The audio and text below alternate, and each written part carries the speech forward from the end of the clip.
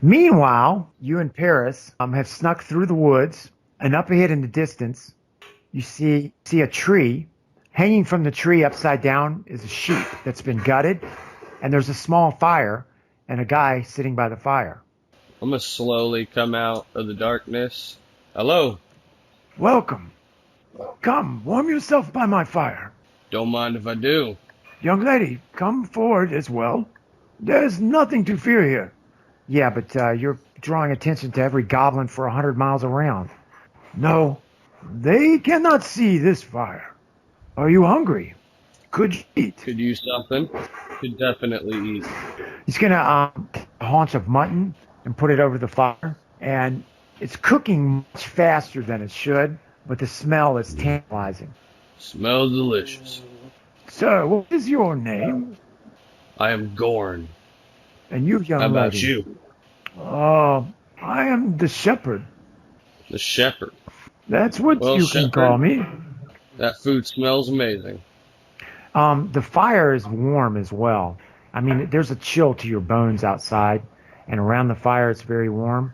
Paris stands up, and you hear branches cracking, and you guys are at a tree just outside of the forest, and this tree, strangely enough, has leaves on it when no others do. And there's no frost on the ground, but grass. There's branches cracking.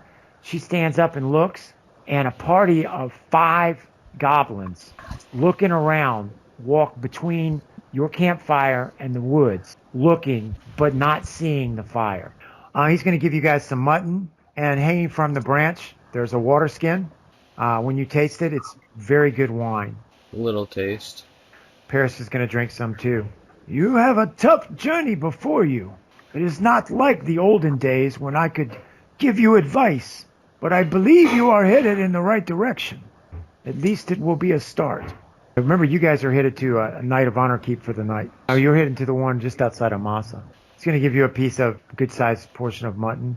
It invigorates you. I mean, it really does. It feels much better. Well, I'm real glad we didn't sleep in that tomb. When you look up, instead of seeing the normal dark sky, you see stars. It's beautiful. I mean, it makes you almost want to cry. And yet, it still feels so small. Yeah. Sir, how are you doing this? Don't be concerned with how. Be concerned with being happy with it. The shepherd is going to look to both of you. It's time for you to continue on your journey. When you get to the edge of the forest, turn southwest for about a mile, and you will come across your destination. Do not worry about the goblins this night. They are going to be dealing with a Jabberwocky, and will not have time for you. All right. Do me a favor. Wrap up that leg of mutton, and you, young lady, get that wineskin. I'm going to wrap up the leg of And mutton. she gets the wineskin, and when you turn around, He's gone. and the fire's out, and there's frost on the ground, and the tree is dead. What the hell was that? That was divine intervention. Wow. Well, let's go. Let's do what he says. And we will. And we're going to just go. All right. You guys Take the mutton and the... You guys walk maybe an hour, maybe 2.5 miles, and you get to the corner of the forest, and suddenly north of you, you hear, "Ah!" and you hear screaming of goblin voices.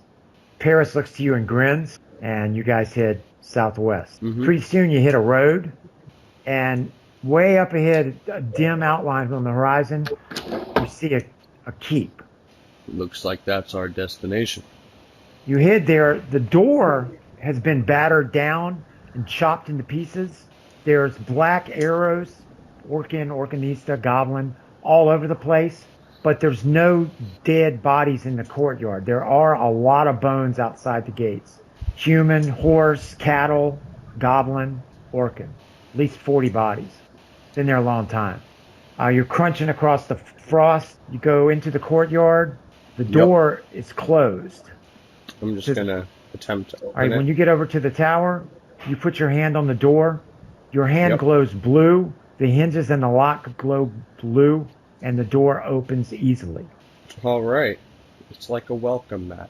When you go inside, there's a statue of Honor over against the wall, and at the foot of Honor are homemade leather shoes, bowls of dried fruit, old stale bread, wine skins, looks like offerings left for honor.